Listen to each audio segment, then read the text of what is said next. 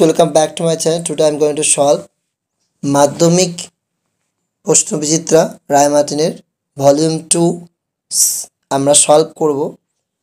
তার দ্বিতীয় নম্বর স্কুলটি এখন সলভ করব। And before start this video, I request my all new viewers to subscribe my channel and keep support me. চলো প্যাসেজে প্রথম দেখো দ্য পাসিং অ্যাওয়ে বাপু আছে। ইম্পর্টেন্ট প্যাসেজ, তোমরা অবশ্যই পড়বে এটা। দেখো কি আছে, গান্ধীজির funeral was to take place the day after his death. গান্ধীজির অন্ত্যেষ্টিক্রিয়া অনুষ্ঠিত হয়েছিল তার মৃত্যুর পরের দিন। Hours in advance, people lined the road the funeral processions was to follow. অনেক আগে থেকেই জনগণ দাঁড়িয়েছিল সেই রাস্তায়, যে রাস্তায় শবযাত্রা যাওয়ার কথা ছিল। Padmosi, Mrs. Naidu's daughter, spoke for us all when she said simply, "We will walk." Shrimati নাইডুর মেয়ে পদ্মশ্রী আমাদের সবার হয়ে জানিয়ে দিল যে যখন সে শুধু বলল আমরা হাঁটব, উই উইল ওয়াক, আমরা হাঁটব, it is the last time we shall be walking with Bapu, সেটাই ছিল শেষবার যখন আমরা বাপুর সঙ্গে হাঁটব। It was an agonising walk, এটি ছিল একটা মর্মান্তিক পথযাত্রা বা হাঁটা। Thousand silently watched the processions, হাজার হাজার লোক নীরবে শবযাত্রা দেখছিল। Bapu lay on the open truck covered with flowers, Bapu একটা উন্মুক্ত খোলা ট্রাকে ফুলে আচ্ছাদিত ও অবস্থায় শুয়েছিল। Thousands of people waved and trying to touch Bapu's feet, হাজার হাজার মানুষ কাঁদছিল, বাপুর পা ছোঁয়ার চেষ্টা করছিল। It was impossible to move in the thick crowd, এবং এটা অসম্ভব ছিল এই ভিড়ের মধ্যে সামনে এগিয়ে যাওয়া।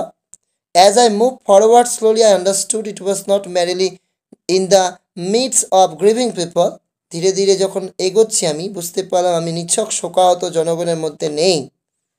This was even more than the funeral processions of Indians beloved leader, ভারতের প্রিয় নেতা শবযাত্রার থেকেও বড় ব্যাপার ছিল সেটা। I was among people for whom walking with Bapu had a special meaning.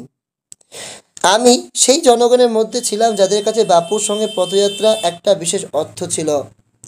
We had walked with Bapu over the rough and smooth India recent history. ভারতের সাম্প্রতিক ইতিহাসে চড়াই উতরাই আমরা বাপুর সঙ্গে হেঁটেছি।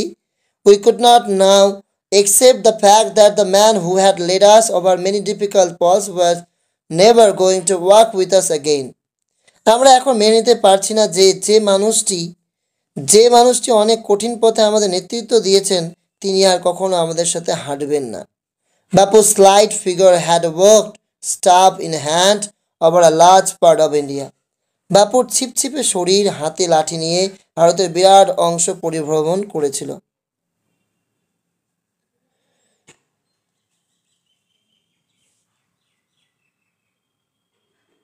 To walk is to make slow progress. হাঁটা মানে ধীরে ধীরে অগ্রগতির দিকে এগিয়ে যাওয়া।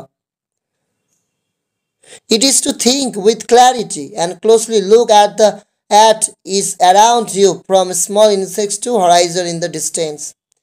এর মানে পরিষ্কারভাবে বা স্বচ্ছতার সঙ্গে চিন্তা ভাবনা করা এবং তোমার আশেপাশে সব কিছুকে পর্যবেক্ষণ করা, ছোট পোকামাকড় থেকে দূরের দিগন্ত পর্যন্ত যা কিছু রয়েছে।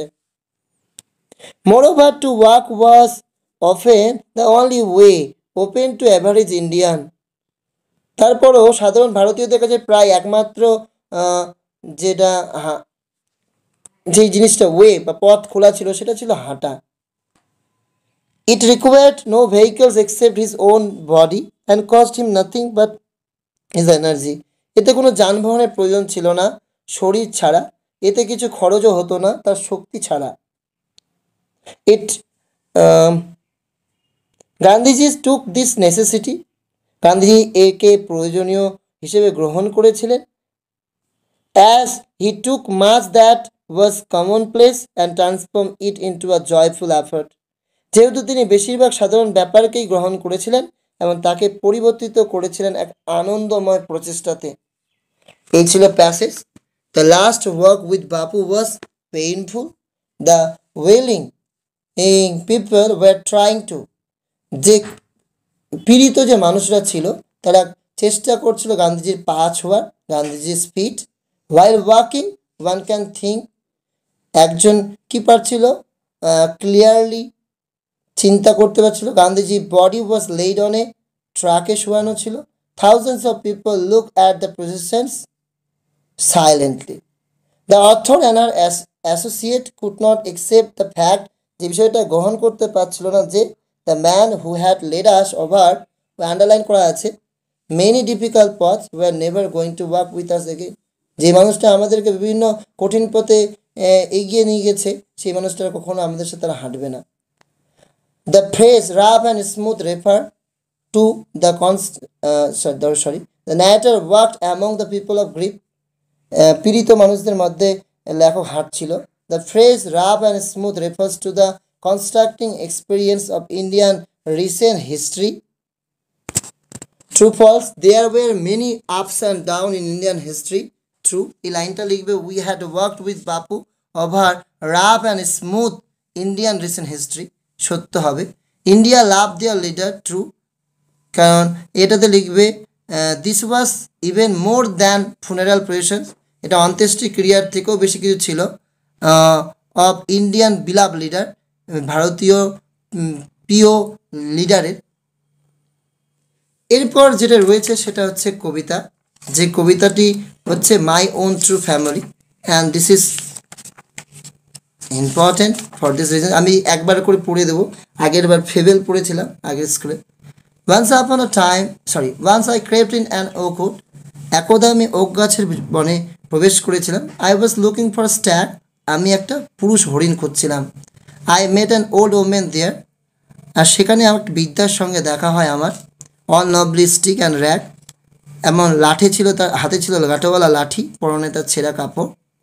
She said, I have your secret here inside my little bag, সে বলল আমার কাছে তোমার গোপন ব্যাপার রয়েছে আমার থলের মধ্যে। দেন সি বিগ্যান টু ক্যাকেল, তারপর সে খ্যাক খ্যাক করে হাসতে শুরু করলো। আই বিগ্যান টু কুইক, আমি যেন কাঁপতে শুরু করলাম। She opened up her little bag and came twice awake, তার ছোট্ট ব্যাগ করলো, আমি যেন জেগে উঠলাম। Surrounded by staring tribe me tied to a stake, বিস্ফোরিত চোখে তাকিয়ে থাকা আদিম গোষ্ঠী তারা, যারা আমাকে খুঁটিতে কী করেছিল, বেঁধে রেখেছিল। সেই তারা বললো, উই আর ওক ট্রিজ, আমরা হলাম ওক গাছ। ইউর ওন ট্রু ফ্যামিলি, তোমাদের সত্যিকারের পরিবার। উই আর চপ ডাউন, আমাদের কুড়ুলের আঘাত করে কেটে ফেলা হয়। উই আর টর্ন আপ, আমাদের উপরে ফেলা হয়। You do not blink an eye, তুমি চোখের পলকও ফেলো না তোমরা। Unless you make a promise now you are going to die, এখন যদি না তুমি প্রতিজ্ঞা করো তাহলে তোমার মৃত্যু হবে এখন। whenever you see oak tree felled, যখনই তুমি দেখবে ওক গাছকে কাটা হচ্ছে। swear, কথা দাও, now you will plant two, তুমি তার পরিবর্তে দুটো গাছ লাগাবে। unless you swear, যদি তুমি কথা না দাও, the black oak bark will wrinkle over you, তাহলে ওই কালো ওক কুচকে জড়িয়ে তোমাকে ধরবে তোমার উপর। and root you among the oaks where you born but never grew, আর ওক গাছেদের মধ্যে তোমাকে আটকে থাকতে হবে যেখানে তুমি জন্মেছিলে কিন্তু বড় হয়ে ওঠোনি। This was my dream beneath the boughs, the dream altered me, বৃক্ষ শাখাদের তলে এই ছিল আমার স্বপ্ন, যা স্বপ্ন আমাকে বদলে দিয়েছে। When I came out of Oakwood, আমি যখন ওক গাছের বন থেকে বেরিয়ে এলাম, ব্যাক টু হিউম্যান কোম্পানি, মানুষের জগতে, my work was the work of a human child, my heart was a tree, তখন আমার হাঁটাটা ছিল মানব শিশুর মতো হাঁটা, কিন্তু আমার হৃদয় হয়ে গেছিল একটি গাছ। এই ছিল প্রশ্ন, কবিতার passage. The oak trees accused the poet of being insensitive হবে। The experience of the poet in the midst of oak trees was a part of his reverie, দিবা স্বপ্ন হবে। The child came back to the human company হবে। The child enter the wood, কীভাবে প্রবেশ করেছিল, creeping, হামাগুড়ি দিয়ে। The poet was looking for a stag, যার ফলে কী হয়েছিল, হি এন্টার্ড অ্যান ওকুড, তাকে প্রবেশ করতে হয়েছিল একটা ওক গাছের বনে। দ্য পোয়েট বিগ্যান কুয়েকিং, কাঁপছিল কেন, কারণ the old lady began to cackle, খ্যাক খ্যাক করে সে হাসছিল বৃদ্ধ মহিলা। ফর আনসিন প্যাসেজ রয়েছে। The western Ghat of Kerala experience, western Ghat কেরালার এক্সপিরিয়েন্স করেছিল হেভি রেইন, খুব বৃষ্টি। সেটা কত? 204.5 mm of rainfall during the first 24 and তারপর 372.6 mm in the following 24 hours, যার ফলে হেভি রেইনফল হয়েছিল। রেসিডেন্স কী আছে সামথিং, আমি এটার প্রশ্ন উত্তর বলে দিচ্ছি, যা পিছনে উত্তর আছে। হ্যাঁ, আর অ্যাডাপ্টেড এই যে আনসিনের পেজটা, সেটা নেওয়া হয়েছে টাইমস অফ ইন্ডিয়া থেকে। দেখো, ফার্স্ট অ্যান্সার হবে সি নম্বর, পরেরটা ডি, তারপরেরটা ডি, তারপরেরটা ডি, তারপরেরটা ডি, তারপরেরটা হচ্ছে বি। ট্রু ফলসগুলোর আমি অ্যান্সার দাগিয়ে দিয়েছি। Only 600 NDRF teams were deployed in the relief operations, এটাতে 1 নম্বর দিয়ে দাগিয়ে দেওয়া আছে। দেখো 600 NDRF teams were deployed, in addition তার সাথে কিন্তু ওভার 50 টিমস ফ্রম আর্মি থেকে ছিল, নেভি থেকে ছিল, এয়ারফোর্স থেকে ছিল, সেগুলো ওই লাইনটা দাগিয়ে দেবে, ওটাই হবে তার হচ্ছে সাপোর্টিং স্টেটমেন্ট। তারপর হচ্ছে Iruvanjipuzha is a village of district of ওয়ারনাট, এইটার দাগিয়ে দেওয়া আছে 2 নম্বর। দেখো এই ইরুভাঞ্জি পূজা, এটা হচ্ছে একটা রিভার, এটা কোনো গ্রাম না। এরপরে রয়েছে compensation of 75,000 announced by the prime minister of India is injured, যারা ইনজিওর্ড তাদেরকে 75,000 টাকা দেওয়া হবে, এটা ফলস হবে। Prime minister Narendra Modi announced payments of 22 lakhs to relative dead মৃতদের, আর 50,000 টু ইচ ইনজিওর্ড, ঠিক আছে। আর the state government of Kerala এটা অ্যানাউন্স করেছিল, যেখানে 75,000 টাকা ছিল, ঠিক আছে। সো এইটা আর প্রশ্ন উত্তর না, গ্রামার চলে আসো। One of them dash sure missing a moment this, one of them was sure to be missing the moment this was noticed, all others would run off with loud cries. এরপর রয়েছে আমাদের article preparations. The disappearance of Subhas Chandra Bose, on তারিখের আগে অনই হয়, and still and unsolved mystery ছিল একটি। তো অ্যাক্টিভের ক্ষেত্রে এখানে ইউ আছে, এই জন্য ভাইরাল থাকার জন্য অ্যান হয়েছে। There is no definite evidence of unfortunate plane crash of Netaji being on the plane at all. এরপরে রয়েছে তোমাদের এই গ্রামারগুলো অবশ্যই প্র্যাকটিস করবে। You are no less to blame, এটাকে তোমাকে ডিগ্রি করতে হবে, তাহলে এবার করবে you are as much to blame as others. I knew it, এখানে এটাকে নাউন ফর্মে করতে হবে। I had knowledge of it. তারপর he said to me I was ill yesterday, narration করবে he told me that he had been ill the previous day. এরপরে রয়েছে আমাদের phrasal verb, maintain, keep up, emits, gives off, overcome, got over. এরপর অবশ্যই তোমরা continuously এগুলো পড়বে, vocabulary, নতুন নতুন word. And unforeseen event causing great loss, তাকে বলা হয় ডিজাস্টার।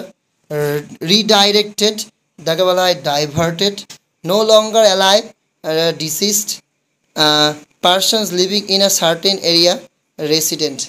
এখানে তোমাদের তারপরে যেগুলো রাইটিং রয়েছে তার মধ্যে ইম্পর্টেন্ট এবছর biography, how to right biography এখানে বুঝাই দিয়েছি আমি, তোমাকে উত্তরটাও দিয়ে দিচ্ছি। হ্যাঁ, সুকুমার রায়ের সম্পর্কে বায়োগ্রাফি লিখতে বলছেন, যিনি কিনা গ্রেট বেঙ্গলি রাইটার এবং পোয়েট। তো চলো দেখে নাও।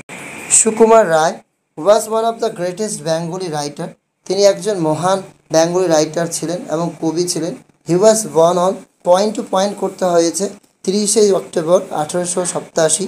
His father's name was Upendra Kishore Ray Chowdhury and mother name was, মায়ের নাম কী আছে, বিদুমুখী দেবী। হি ওয়াজ অ্যাডমিটেড, তিনি ভর্তি হয়েছিলেন City College school for primary education. He graduated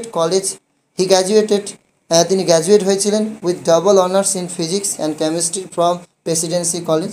he trained in photography তিনি and painting technology from England. This great man was at the same time একজন কী ছিলেন, famous writer, illustrator, photographer and publisher of Sandesh, the famous children magazine. He was famous for his nonsense rhymes in Bengali, Abol Tabol, পাগলা দাশু, তারপর আছে হজ বড়লো, etcetera. হি passed away, তিনি মারা যান, on দিয়ে তারিখটা দেওয়া আছে 10th সেপ্টেম্বর ইন 1923।